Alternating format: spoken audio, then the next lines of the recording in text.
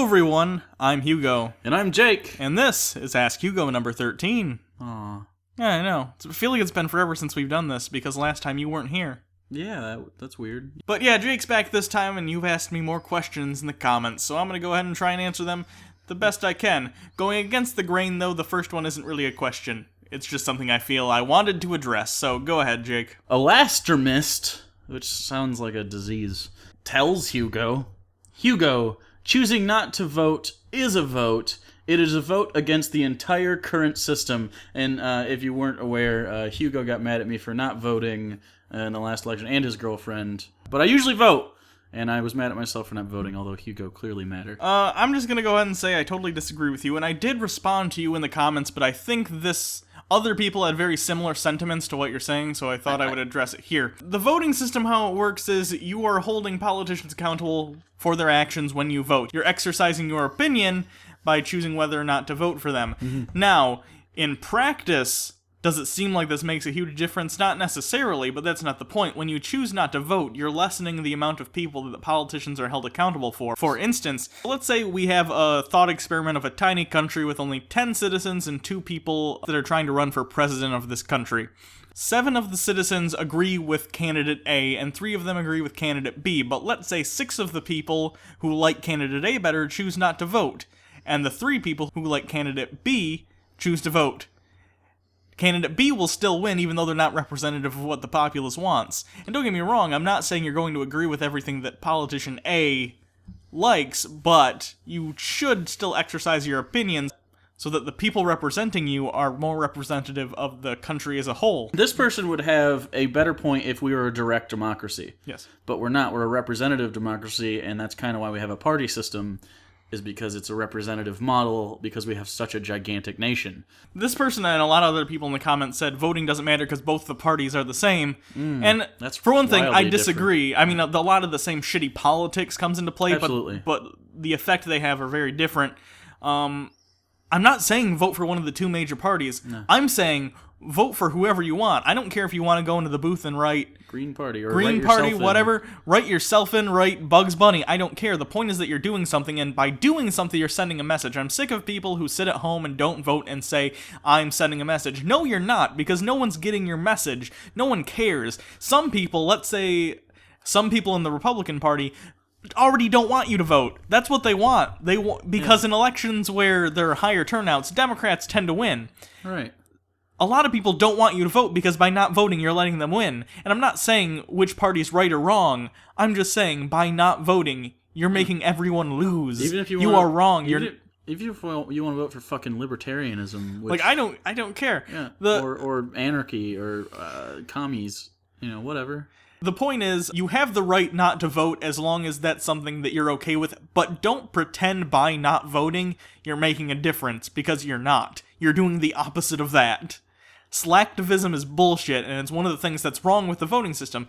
I said a lot of these things to this guy, and then he had this second comment. So in part B of Elastomist's argument, he starts it off with basically like, if we show solidarity in the fact that we don't support the government, over time it will weaken the government. But the second part's the most interesting, and what we're probably going to focus on. He goes, but yes, if turnout is below a certain percentage, it isn't automatically seen as the current government must go vote.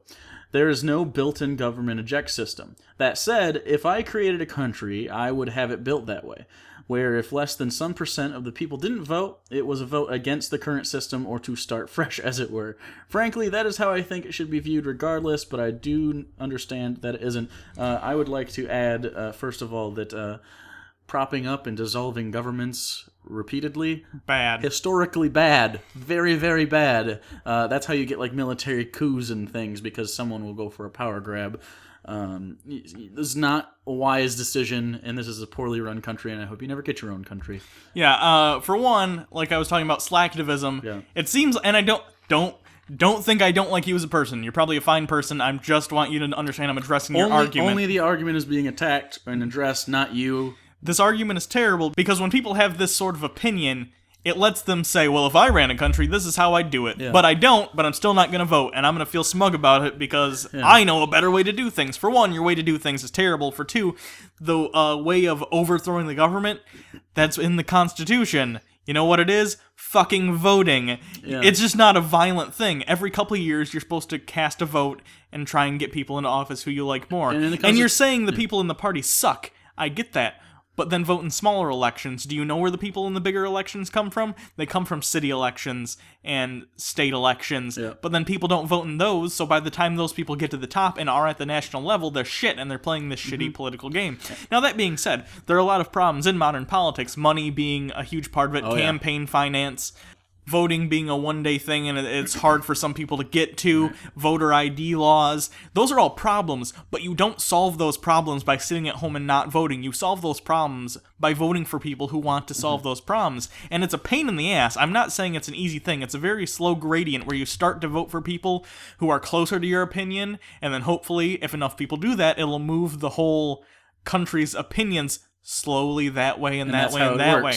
But you can't expect under one election and one candidate, if they win, you can't expect it to make sweeping change that's going to change everything. It's not. The political landscape is incredibly slow, and it changes much slower than society. But that's how it works. It's famously, someone once said, democracy is the worst political system except for all the others. Is there a better system out there? Maybe, but other people haven't really figured it out yet. The best system you could ever do is you could have dictators that... A benevolent dictator. The most benevolent dictators that could do everything that worked along society's guidelines and would make everyone happy all the time, and the succession would always work, and it would never fail, but that'll never happen. But we're offering a lot of pseudo-solutions. We're just saying, like, what's wrong. I think to close this part of Ask Hugo out, we should offer actual solutions to some of the major problems. First of all, I think if you set a limit to both candidates as far as presidential, and then,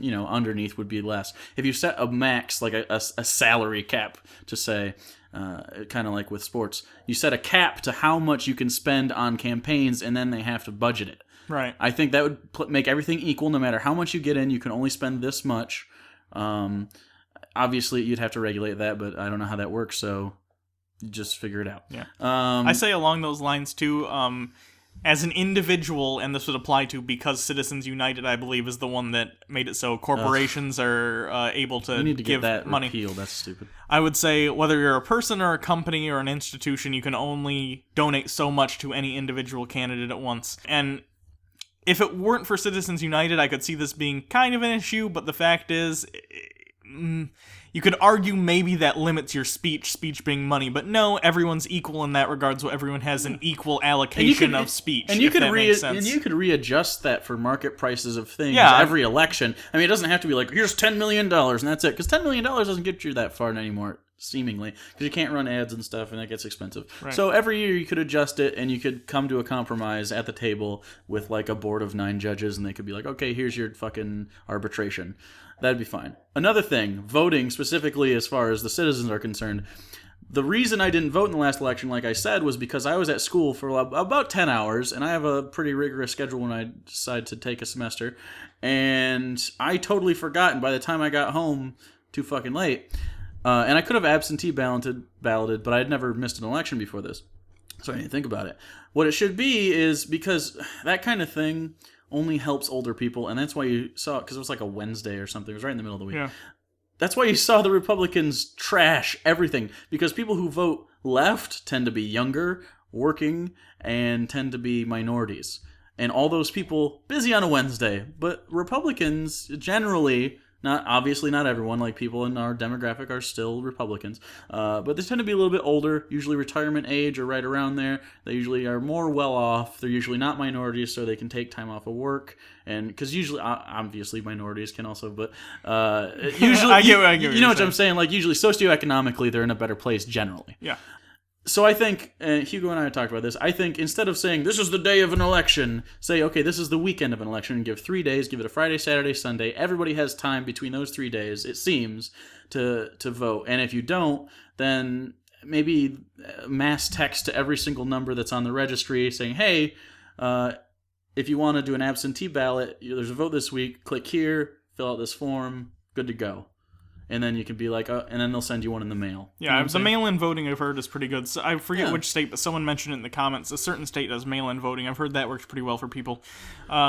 I think that's a great idea. Anyway, that was super long, but that's basically, I think voting is the right thing to do. It's not a perfect system. By no means am I saying by voting you're going to create a fucking utopia. You're not. There are issues with the system, but you're not going to change the system from outside.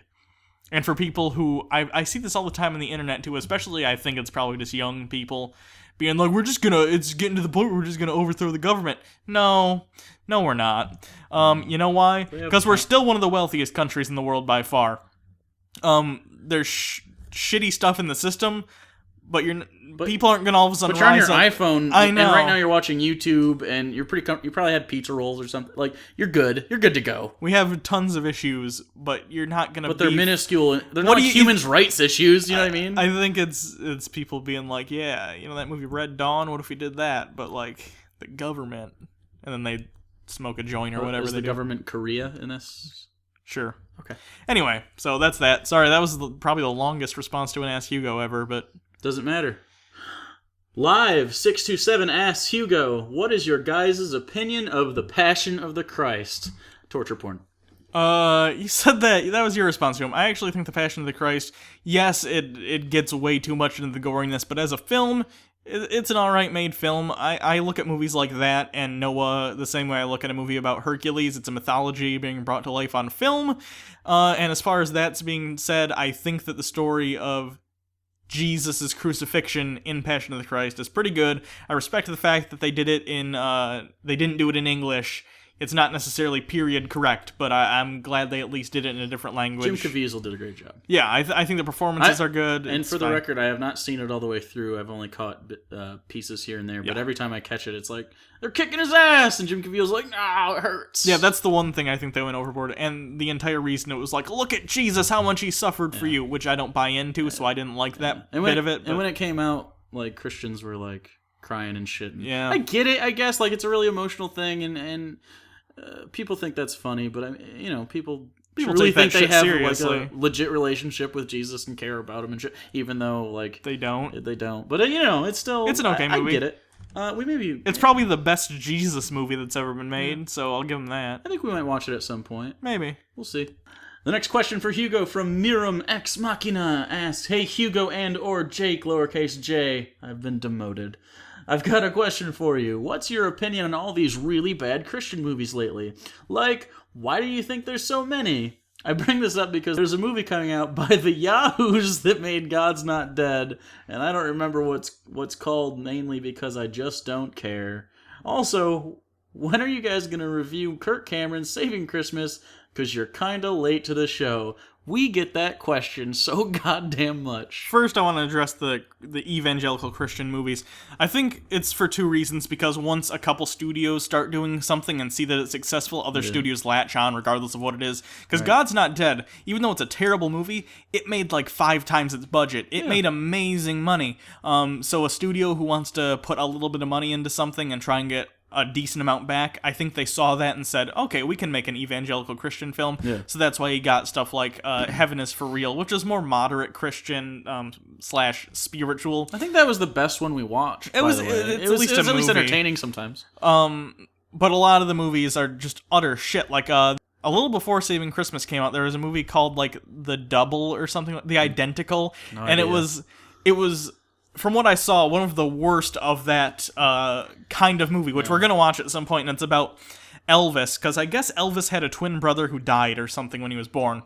So this movie is a what-if story about, what if Elvis's twin brother, didn't really die, he became an Elvis impersonator, but he also is like a Christian singer. I heard it was just awful, and we'll probably do that at some point. So weird. I know, it's such a specific... Anyway, I also think that the reason that stuff like God is Not Dead is getting more attention is because as the nuns, that being people who are atheist, agnostic, or just not affiliated, fast. It's growing, so the community of Christians, especially evangelicals, might feel a bit threatened, might feel that they're losing grip on society, because for a long time, natural. Christians, I mean, they had a fucking hold. They still kind of do. So now, as secularism is growing, they feel like they need to express, oh no, we're being threatened, and they make movies about it. And I totally get that. That it. makes sense. Obviously, I disagree with them, but I'm not one of them. But you see a pushback all the time culturally when stuff like that happens. Like when you see that with all the way through the Americas, like when the Irish moved in, racism. I mean, it's just like anytime something changes, or like Chinese or Japanese internment, you see this shift towards they're taking our gerbs sort of thing, and so that happens here. And I think it'll probably be popular for a while. I give it another 2 years where we're going to get some mainstream Christian evangelical movies, which I'm excited for because we get to make videos about them. But those are fun. But I think they're going to go away. It's just a trend, like anything. You see the same thing with, to a much larger extent, every studio makes superhero movies. Every studio makes action movies. Every movie makes romantic comedies. It seems like things come in kind of droves for a while. And this is just a small wave that will come and pass. And like the Furby. Yeah, like the Furby. As far as Kirk Cameron Saving Christmas, I really wanted to do that in December. So did I. Because that looks so bad. I really want to do that. I've yet to see it, though, because we haven't been able to get a copy of it. We will do it eventually. Either it's gotta come out, right? It'll come out on DVD, and we'll get a copy. Either it's going to end up being like a Christmas in July sort of special we'll do, or we'll wait till December. But I don't want to do it in just like February. That doesn't make sense. So we'll probably hold off at least until summer to do that one. We have other Christian movies that we're doing. For instance, we're recording one later, but I'm not going to spoil that. But yeah, we'll eventually do it. Looks really bad, so that'll be entertaining. Thanks for your question. 2010 Platinum Star asks the probably most relevant question we've ever been asked. Hugo, if you two were gay, who would be the top and why? Jake would be the top because I know my place.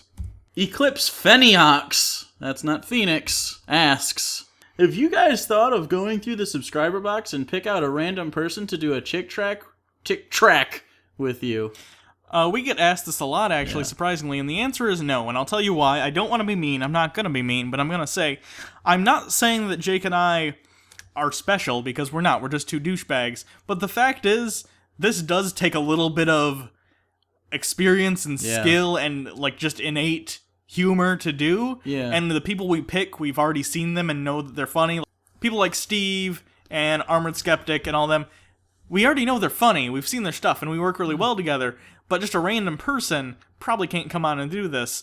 Right. And also, I don't think adding our friends to it or anything would also be beneficial. No. Plus, who wants to watch? I mean, no offense to any of our fans, but who wants to watch that? I mean, you'd probably enjoy hanging out with us because we're fun fellows. But we're great. We're just so great. You're welcome. Yeah, but a lot of people aren't comfortable talking in front of microphones and stuff. Right. You probably don't have the equipment to make it sound right. Even the people that we've done before, some of them had shitty equipment to do this, and they do YouTube for a living. So I can only imagine the internal mics you people would be using. Yeah. So it's a quality control issue, honestly, and it's also we're pretty busy generally. When we have bouts of work, we generally work pretty long and hard, like your mom, and it'd be shitty to put it in an hour and a half into something that we're never going to use, which we've done, but not with other people. Usually it's our own fault. Yeah. Or we don't record it or some shit. But so no, we're probably never going to do that. No. And I mean, people ask us occasionally if they can do it with us and it's usually people who have like 100 subscribers, and I feel bad because I've been there. I get it. Yeah. But at the same time, like, we were shit at 100 subscribers, and I'm glad we didn't work with anyone because we wouldn't have represented ourselves correctly. We did get shout-outs, though. We're not averse to shout-outs,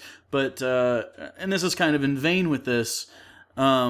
People ask for shout-outs all the time, and I look at their stuff, or they ask to work, and they're bad, objectively. And I'm not being mean. Some people just don't have a knack for it, and that's fine. But some people have like 3,000 subscribers, are severely undersubscribed, and are very good. But there's one person that comes to mind. He does Mormon videos.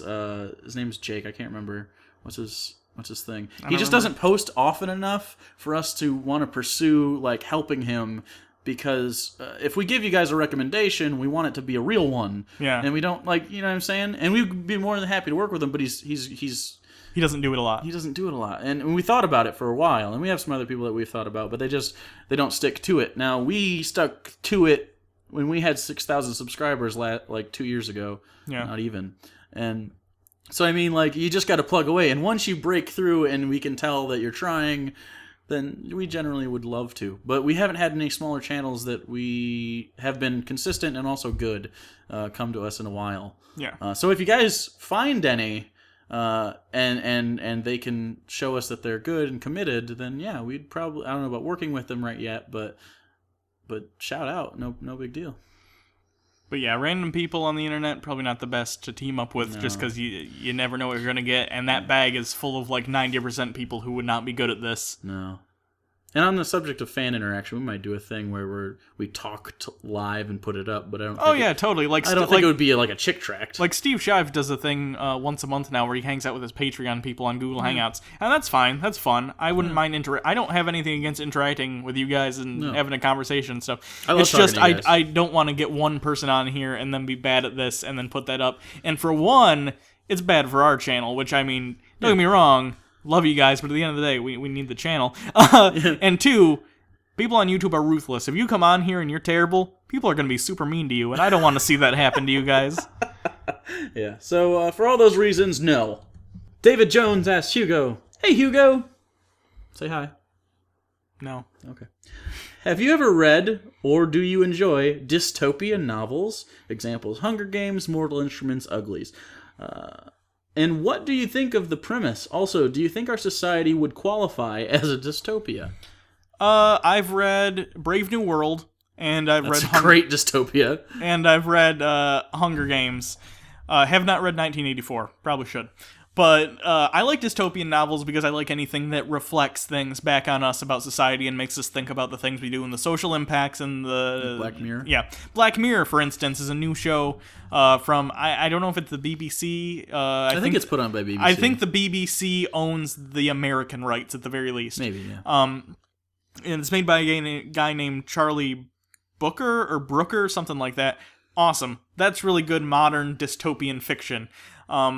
And I like that because it makes you think about the technology we use and the impact that it can have on our social interactions and what is too far as technology. I highly recommend that. If you like dystopian things, go watch Black Mirror. The first 2 seasons are on Netflix. Excellent. As far as the books go, pretty much the same deal. I really like them. Obviously, quality is going to vary. I like Brave New World type universes more than 1984. Even though I haven't read 1984, I know the premise. Brave New World I like because, while there is certainly a government entity that's enforcing these things, people aren't against what's happening. It's sort of a society implementing dumb stuff upon itself. Yeah. The masses wanting to be dulled and indulge in media. Feed is kind of like that, too. Yeah.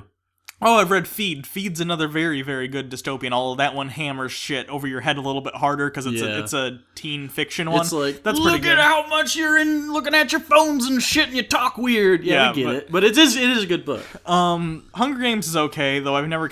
It's dystopian, but I feel like the dystopia is more of a backdrop than... I would say it's more of a frame than it is the picture. Yeah, because they never really go that far into it other than it's generic dystopia. There's a capital that's doing really well, blah, blah, blah. Same thing with Divergent. Same exact thing. Hunger Games is good, though. I like Hunger Games because it has one of the books that has like a strong female protagonist who like isn't like all about the dudes. Yeah, I like and that was the one thing I actually really enjoyed because I've been dragged to all the movies.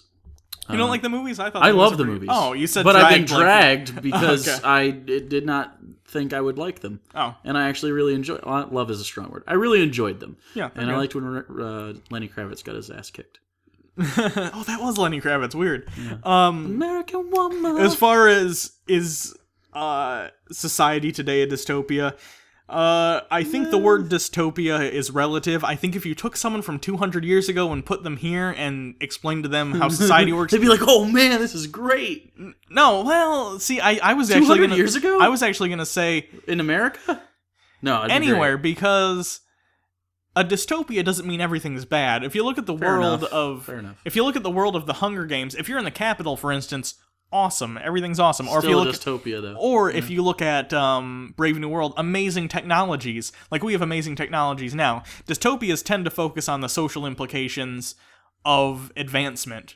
because humanity, for all the shit it's done, technologically, continually an upward slope, exponentially increasing. We're doing amazing as far as inventing things, but how we adapt our societies to deal with these new technologies is always an issue, and I like the moral questions. So someone from 200 years ago who comes now, they're going to be like, you all look like you're naked because of the clothes. Right. You all seem promiscuous. You spend time staring at screens all day. I would like to see Ben Franklin critique people on Twitter. Yeah, and he'd be like, why do you all have a pedestal? And just look at people now complain about all the people on Twitter and Facebook and the narcissism of it. And they're not wrong, but they're not necessarily right either, because society and what the standards we have for ourselves in society continually change. Yeah. So, well, I might think it's kind of silly to post on Facebook what you're eating or Instagram what you're eating. There's nothing inherently morally wrong with that. It's just a changing of how we look at society and ourselves. There's no objective morality, I don't think, and there's no objective correct way for society to run, though I have my own personal opinions on it. So I think it's hard to say what is or is not a dystopia. I would say... for me, is it a dystopia? No. Right. But for some people, like if you're living in North Korea, yeah, you're living in a dystopia. Like, yeah, I think it's relative. I think in an advanced Western nation, so the major powers in the world and some of the middle powers, I think you're in a good place. But other than that, you're probably in relative dystopia. I think as a species, humans are very good at going right almost up to the edge and then pulling ourselves back. Like, it always feels like we're on the verge of nuclear annihilation, huh? And then Kennedy's like, come on. We're always close to fucking up, and then we kind of pull ourselves back. Someday we'll probably go over the edge, but we do all right so far. Yeah. And I mean, obviously there are pockets, like we said, North Korea, but that's not sustainable. Yeah, that'll be interesting to watch collapse in our lifetime. Yeah, bummer. I hope it doesn't really implode. Poor people. Finally, last week, as I said, my girlfriend was on instead of Jake, and we had sort of a contest that said, guess her ethnicity, because I said she's biracial, or multiracial, whatever, and whoever wins gets a picture of her boobs or something, and also a pair of used panties. So, here is the winner. Candace Rada. It is Rada. Is it Rada? Yeah. I always thought it was Rada. I did too, until she told me it was not. Oh, I'm gonna call you Rada anyway, I don't care. I guess Hugo as being 1/2 Haitian, 1/4 Dutch, 1/8 Japanese, and 1/8 Egyptian. Do I win? Close enough. You were the closest, therefore I will be sending you used panties in the mail. However, they were used by me, and not for what you think they were used for. So, if you get a soggy envelope, you're welcome. So I guess that's it for the questions this week. Go ahead and ask me new questions in the comments. Yay. Do that. Follow me on Twitter at Hugo Reloaded. You can follow me at Bible Reloaded. We have a Patreon. You can go ahead and donate to that if you feel like your wallet's too big or whatever. Is that where they keep their credit cards? They just have lots of credit cards. They have one of those credit cards that the more money they have on it, the bigger it gets. Is that it's super inconvenient. Anyway, dystopia. Anyway, you could subscribe since we have the big red button there. It looks pretty now, so we have to ask. It's obligatory at this point. And I think that's it. So until next time, I'm Hugo. And I'm Jake. And this has been Ask Hugo number 13. It's super lucky or unlucky, depending on if you're European in the 18th century.